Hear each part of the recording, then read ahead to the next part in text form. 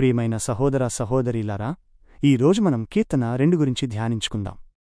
ఈ కీర్తన దావీదురాజు కాలంలో ఒక పట్టాభిషేక సందర్భంగా రాసి ఉండవచ్చు అని పండితులు భావిస్తారు. ఈ కీర్తన కేవలం ఒక రాజు గురించి కాదు, అంతకు మించి దేవుని మహిమ గురించి, ఆయన ఆత్మీయ పరిపాలన గురించి మనకు తెలియజేస్తోంది. దీనిని మనం 3 ముఖ్య భాగాలుగా విభజించుకుందాం. 1. రాజుపై తిరుగుబాటు.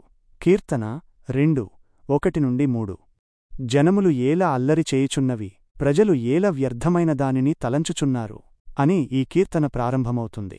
ఇక్కడ జనములు అంటే ఇశ్రాయేలు చుట్టూ ఉన్న శత్రుదేశాలు, ప్రజలు అంటే వారి నాయకులు. వీరంతా దేవుడు అభిషేకించిన రాజుకు వ్యతిరేకంగా నిలబడ్డారు.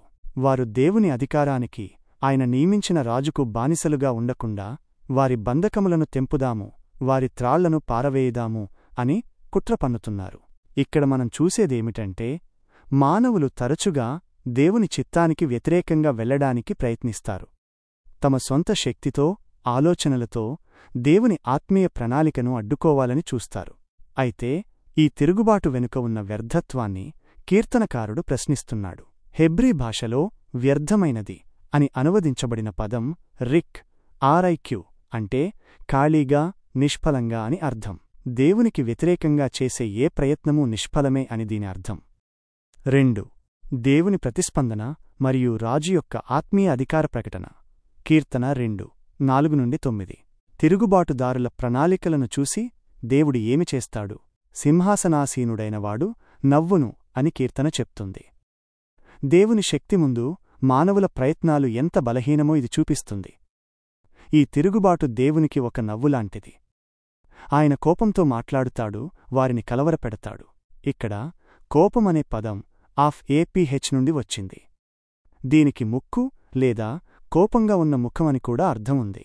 అప్పుడు దేవుడు తన రాజును గూర్చి ప్రకటిస్తాడు. నా పరిశుద్ధ పర్వతమైన సియోను మీద నేను నా రాజును అభిషేకించితిని. ఇక్కడ అభిషేకించు అనే పదం మషాచ్ నుండి వచ్చింది. దీనికి దేవుడు ప్రత్యేకంగా ఎన్నుకోవడమని అర్థం. గ్రీకు భాషలో క్రిస్టోస్ అనే పదం దీనికి సమానం. దానినుంచే మనకు క్రీస్తు అనే పదం వచ్చింది. దేవునిచే అభిషేకించబడిన రాజు తనను తాను దేవుని కుమారుడిగా ప్రకటిస్తాడు. ఈ మాటలు యేసుక్రీస్తుకు సంపూర్ణంగా అన్వయిస్తాయి.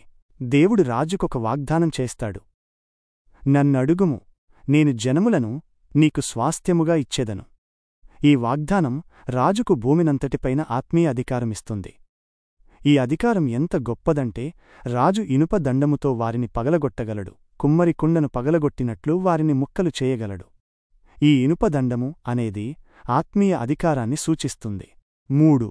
తిరుగుబాటుదారులకు ఆత్మీయ హెచ్చరిక.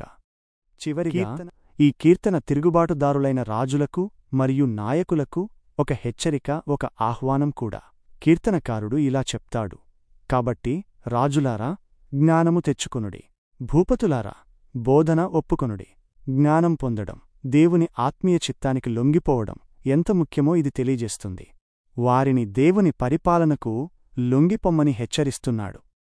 భయముతో యెహోవాను సేవించుడి, వణుకుచూ సంతోషించుడి అని చెప్తాడు.